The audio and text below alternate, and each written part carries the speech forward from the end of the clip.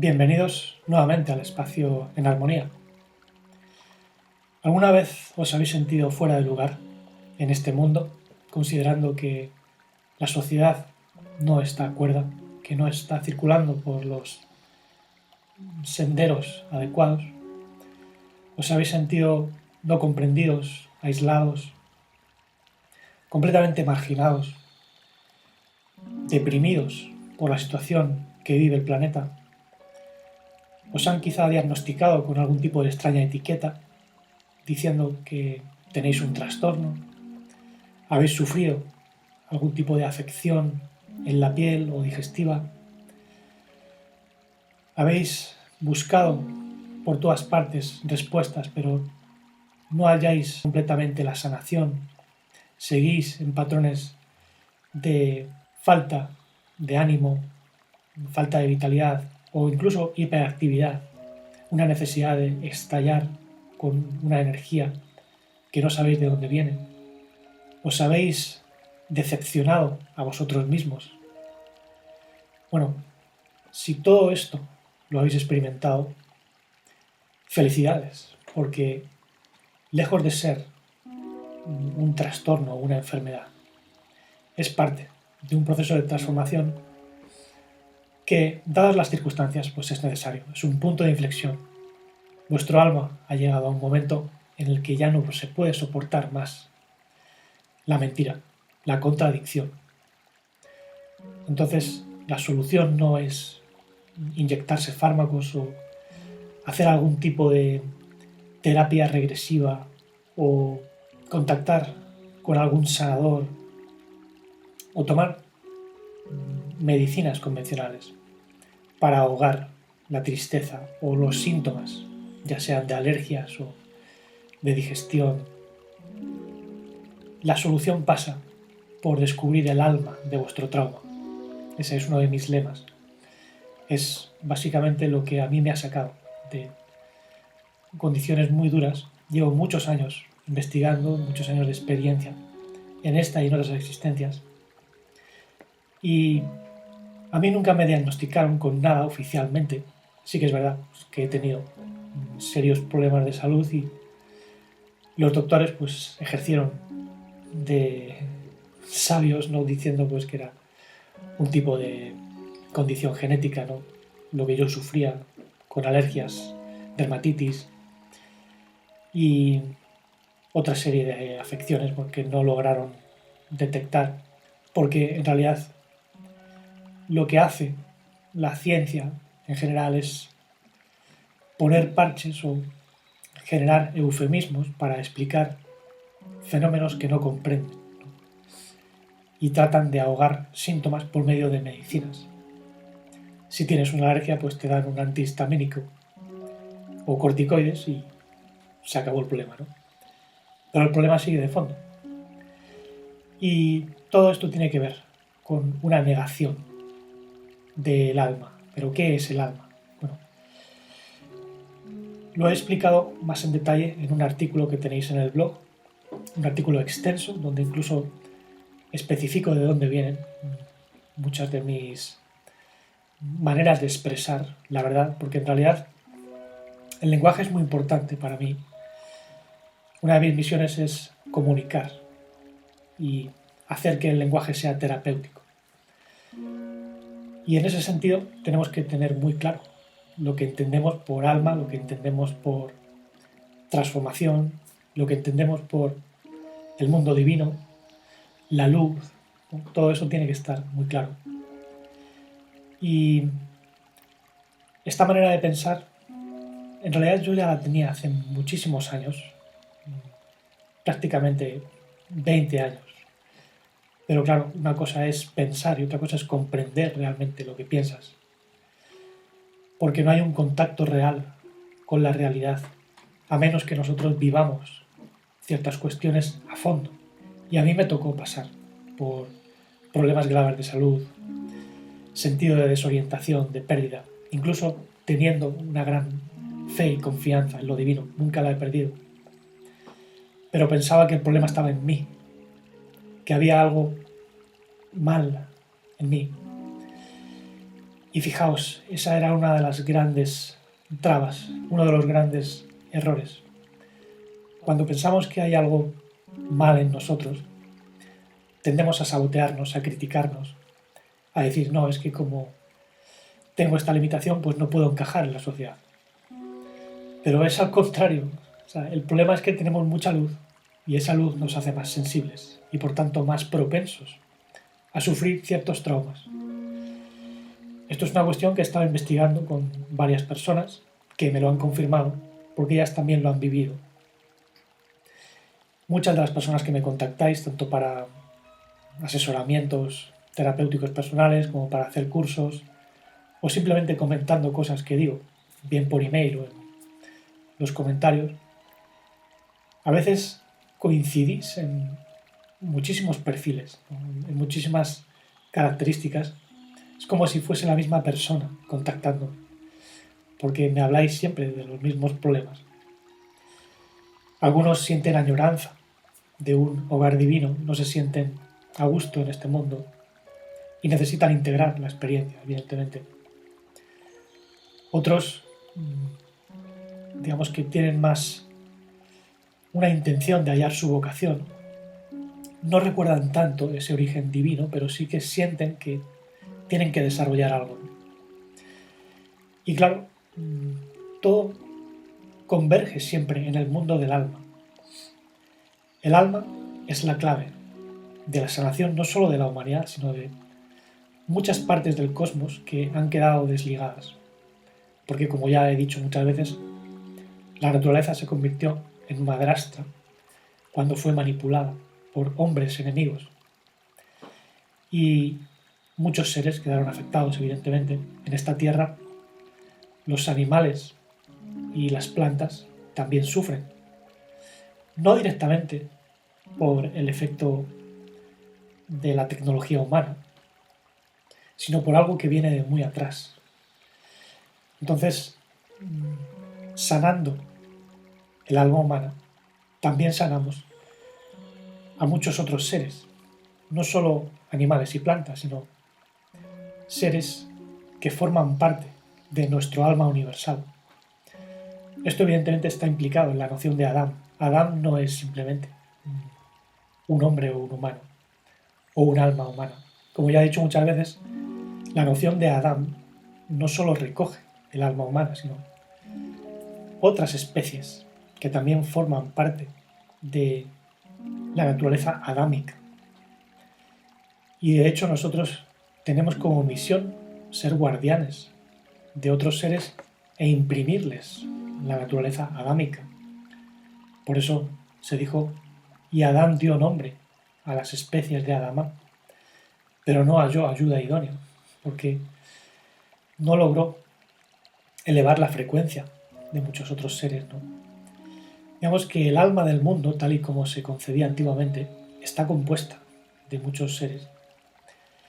Y todos nuestros traumas, todos nuestros sentidos de desesperación, de rabia, son en realidad todas las fuerzas del universo que no han sido integradas y armonizadas en nosotros. Y esas fuerzas en la Tierra son expresadas por la propia Tierra, que se sacude con terremotos, con huracanes, con tornados, con volcanes. Todo eso está en nosotros, son fuerzas fónicas, como se las conocía antiguamente.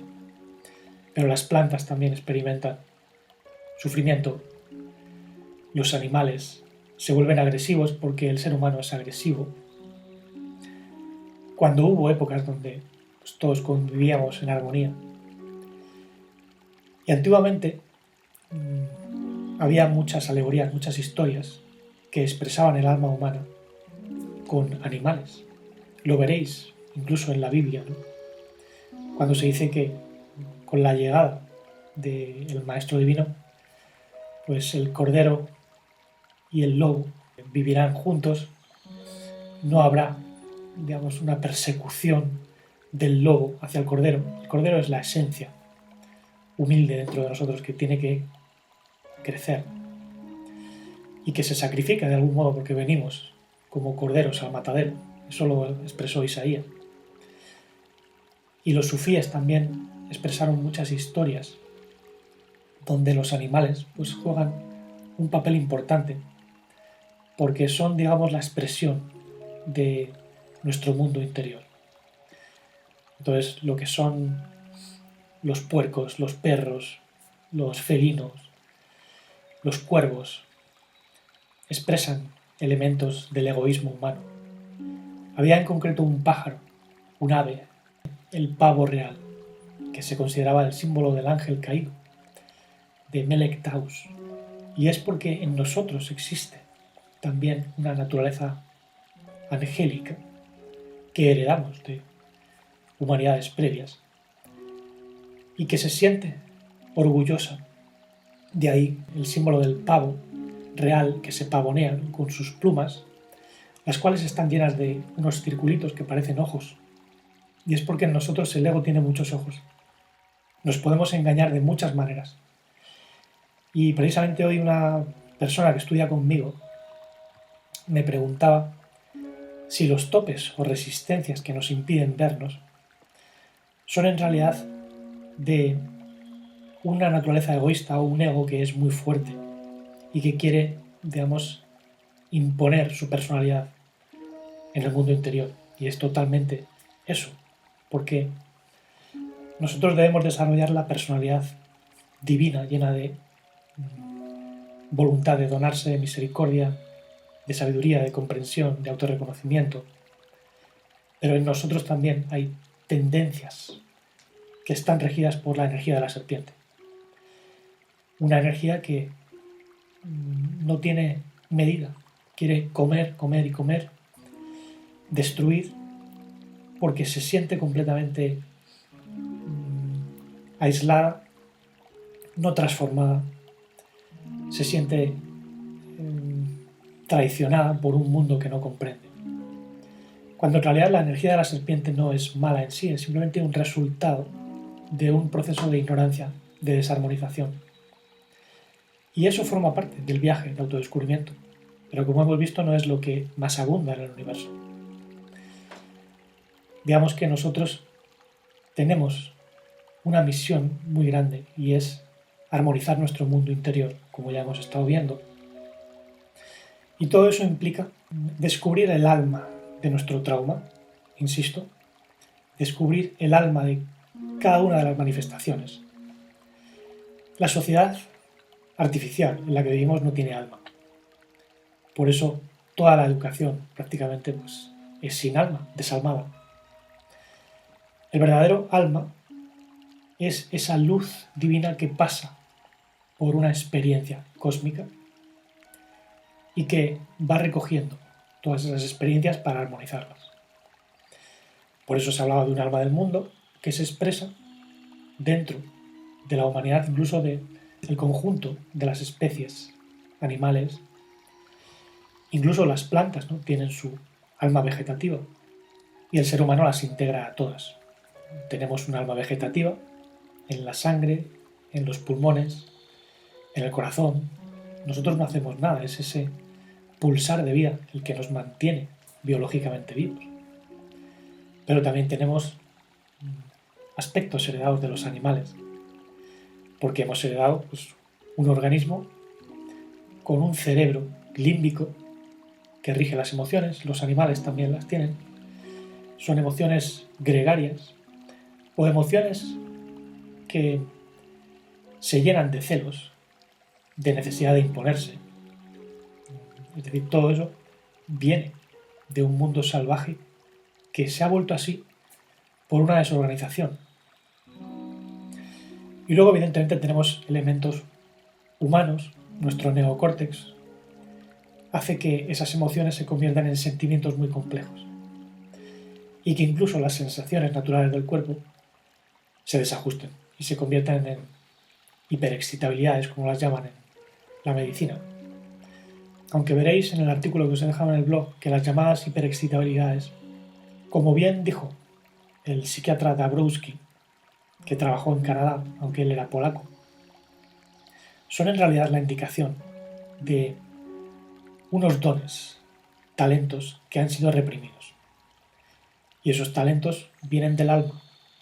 Entonces no dejéis que nadie os diga, no, tú eres un trastornado, o alguien que no tiene inteligencia suficiente, que no tiene coeficiente intelectual suficiente, porque hay muchos dones, muchas capacidades inteligentes que no están reconocidas en la sociedad. Si tú tienes un don para empatizar con otros, eso no lo van a reconocer como un don, pero lo es. Hay muchos niños que se sienten heridos precisamente por eso, porque son hiperempáticos. Hay otros que son hiperimaginativos. Yo, por ejemplo, tenía una imaginación y tengo una imaginación desbordante. Pero eso lo han considerado en los colegios como un defecto. A mí me decían que era un chico inquieto, distraído, que no atendía en clase, que no era lo suficientemente inteligente para una educación superior, que no era apto para una educación superior. Y fijaos que yo me esforcé, me saqué el colegio, incluso fui a la universidad para estudiar filosofía. Y ahí saqué muy buenas notas, por cierto. O sea, el problema no es no tener una capacidad racional. El problema es no desarrollar tus verdaderos dones. Yo también he desarrollado el don de la música. Llevo el ritmo y la armonía dentro. Y tengo mucha capacidad para elaborar melodías y aprender melodías, ¿no? Pero eso no lo he aprendido en una escuela, eso venía conmigo. Desde pequeñito, desde un niño. Aunque mi papá, pues, siempre me alimentó con música. Él fue cantautor en sus años mozos y, bueno, cuando yo era un bebé, pues ya me ponía los cascos, incluso en la tripa de mi madre cuando estaba embarazada, ¿no? Y después, pues, siempre escuchábamos de las mejores bandas, la mejor música. Y yo crecí con eso, pero siempre había una tendencia, ¿no?, a querer crecer. Y evidentemente tuve que trabajarlo mucho. No basta con tener talento, tienes que unir la mente, el corazón y el cuerpo. Pensar cuál es la lógica de aquello que estás viviendo. En la música hace falta mucha inteligencia, tienes que comprender cómo funcionan, ¿no?, las armonías, los acordes, las escalas. Todo eso es importante para poder crecer. Y en el alma ocurre lo mismo. Tenemos matices muy sutiles que provienen de diferentes orígenes. Y en todo este proceso me di cuenta de que la clave es pensar según lo que antiguamente llamaban monadología, la ciencia de la mónada. Mónada es un término que popularizó Pitágoras para expresar la sabiduría que había aprendido, pues, en muchas partes, aunque en realidad es algo que él llevaba dentro, porque se le consideraba un hijo de Apolo, del Sol. Él tenía un cuerpo mental, y los que ya tienen un cuerpo mental, pues, pueden acceder a la sabiduría solar. Como os digo ahí en el artículo, la vida viene del Sol. En la luz hay información. Y fijaos que la monadología, que fue incluso desarrollada por filósofos de muchas épocas, logró inspirar lo que hoy llamamos el paradigma holográfico, porque el holograma es, digamos, una proyección a partir de haces de luz, y en la luz hay información. Pero claro, los hologramas que hace la ciencia son artificiales. En cambio, en la naturaleza, los rayos de luz contienen información, que son capaces de generar cuerpos, de generar un montón de especies, y la ciencia no lo comprende todavía. Postulan ciertas explicaciones, pero que se quedan cortas, porque el haz de luz proviene de diferentes fuentes. Nosotros emitimos luz, nuestro alma es luz. Y como digo, el alma es esa parte de la luz que va teniendo experiencias. Y antiguamente, pues, se decía que todo proviene de una mónada universal, el uno, algunos lo llaman Dios, ¿no?, la mónada de las mónadas, pero que se multiplica, se expande, replicándose a sí mismo, ¿no?, se convierte en otras mónadas. Y de esas mónadas pues surgen extensiones, el alma del cosmos. Y el alma del cosmos finalmente se expresa en la materia física, lo que llamamos mundo conocido. Por tanto, el alma del mundo proviene de un alma cósmica, y el alma cósmica viene de las mónadas. El alma es el modo en que lo divino se conoce a sí mismo. Nosotros no somos Dios, somos el proceso de autoconocimiento divino. A Dios nadie le puede ver ni le puede tocar, pero su mente y su expresión primera, que es el origen, sí tiene una personalidad. Lo llaman Padre y la personalidad del Padre, la imagen del Padre. Digamos que esos son aspectos divinos, atributos divinos, pero no son el ser en sí, el ser divino en sí, o Dios en sí. Como digo, nadie ha visto a Dios en sí, solo su manifestación, su expresión de cualidades divinas. Por eso nunca puede haber un Dios caminando en la tierra. Ese ha sido el problema, ¿no? Poner fuera lo que en realidad está más allá de dentro fuera. Es una expresión plena, total. Precisamente el problema de las religiones externas ha sido adorar o a dioses o a un Dios al cual le ponen rostro, le ponen cara. Y es verdad que nosotros estamos llamados a expresar la personalidad del Padre. Pero una cosa es la personalidad, su expresión, y otra cosa es la esencia pura, que ni se ve, ni se huele, ni se toca. Se siente y se conoce por medio de los órganos de percepción espirituales, que son el alma. Entonces, la sanación del alma pasa por desarrollar sus potencialidades reales. Y ahí veréis en el artículo que esas potencialidades son muchas. O sea, nosotros no solo estamos trabajando para nosotros mismos o para la humanidad, sino para todo el universo. Y además, cuando el alma desciende y se va expandiendo, en realidad forma parte de una supraalma, donde estamos unidos a otras almas. Y esa supraalma, a su vez, pues pertenece a una mónada, que pertenece a su vez a una supramónada. Somos un tejido monádico donde lo que prima es la conectividad de todo con todo. Es lo que llamamos holarquía. El holón es un todo parte, o sea, no es parte, sino que es un todo integrado en un organismo. Esa es la expresión que utilizó Arthur Koestler, que era un filósofo judío, y es genial. O sea, el pensamiento holárquico es completamente opuesto al pensamiento jerárquico de dominación, de un ente Dios que domina sobre todos, o una serie de gobernantes que nos imponen sus ideas, ¿no?, para que nosotros seamos siervos. En realidad, el pensamiento jerárquico de dominación es lo que prima y lo que ha destruido a la naturaleza. Por tanto, debemos recuperar el pensamiento monádico y holárquico. Y eso implica un autoconocimiento. Implica ir dentro de nosotros y generar una creatividad, imaginación que nos saque de todas nuestras sombras. Pero no podemos hacerlo solos. Tenemos que confiar en que en la medida en que crecemos y brillamos, vamos reencontrándonos con las otras extensiones de nosotros mismos. Porque en realidad nosotros nos vemos reflejados en los demás, y un individuo en realidad es un indivisum, alguien que no está dividido. Por tanto, se encuentra a sí mismo en la interacción con otros. Y en ese sentido todo el universo está dentro de nosotros. Por tanto, ¿quién eres tú? Y en relación a todo esto, me viene a la mente una película que hace años me gustó mucho, la vi varias veces. Se llama El Guerrero Pacífico. Os la recomiendo.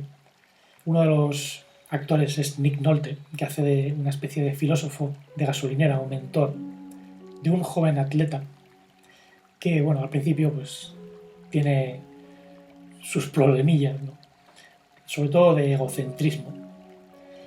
Y este mentor le ayuda a descubrirse por medio de la atención a la hora, ¿no? Y al final de la película hay un punto increíble, ¿no? Cuando el atleta, pues, en un momento de la competición, recuerda las palabras de su mentor. ¿Dónde estás? Aquí. ¿Qué hora es? Ahora. ¿Quién eres? The present moment. El momento presente. Y a mí eso me llenó de plenitud, porque en realidad no somos un sujeto percibiendo objetos. El ser es pleno, es total. Por tanto, es la unión, el olón, la mona, que implican todo lo que vemos y lo que no vemos a nivel físico. O sea, somos mucho más de lo que vemos físicamente. Cuando comenzamos a percibir esa expansión, todo cambia. Entonces atraemos la abundancia a nivel material, de relaciones, de salud. La misma palabra sanar en inglés, healing, viene de holos. Y de whole en inglés significa entero, pero holos en griego es completud. De ahí viene la palabra holístico, holarquía, holón, hola en español. Es como saludar desde la plenitud, ¿no? Y en el lenguaje hay una gran verdad. La palabra alma en castellano, desde mi punto de vista, viene de alma, que en hebreo significa doncella, pero hace alusión a esa luz divina que ha quedado atrapada en el Olam, en el universo, cuando es Elem, escondido. Es decir, cuando escondemos el 99% de realidad por nuestra ignorancia, el alma, la doncella, se queda atrapada, exiliada. Y de ahí vienen muchas afecciones, muchos trastornos, la desesperación, incluso la energía de la serpiente crece. La energía de la serpiente no es algo aparte de lo divino, es la energía divina siendo reprimida. O sea, es energía, pero la energía se tuerce cuando no es canalizada hacia la expansión, la plenitud. Y en realidad la energía de la serpiente es centrífuga, huye del centro, porque su deseo es expandir, crecer. Pero si el crecimiento no está regulado, se convierte en un cáncer. Entonces el problema no es que tengas mucha vitalidad, hiperactividad o depresión. No, el problema es la presión excesiva que nosotros ejercemos, que se ejerce cuando la mente no está afinada, enfocada, con una verdadera atención armoniosa. Eso es la clave de la sanación. Es algo que exploramos, ¿no?, en los cursos que desarrollo. Algo muy importante, en lo cual hay que descubrir muchos matices que no se comentan normalmente. Y bueno, como no quiero hacer el vídeo más largo, pues gracias por escuchar con atención. Ahí tenéis el artículo que he dejado en el blog. Y bueno, seguiré ahondando en el alma de los traumas y en el alma del mundo, porque es la clave de sanación completa. Tenemos que recuperar nuestro sentido de expansión y de plenitud, cambiando el punto de vista, teniendo una ciencia de la mónada, una ciencia del ser, una conciencia. Solo así podemos trascender nuestras sombras, expresando el amor sin límites, la vida no fragmentada, la vida holónica y monádica, la conciencia integral y la serenidad dichosa e infinita.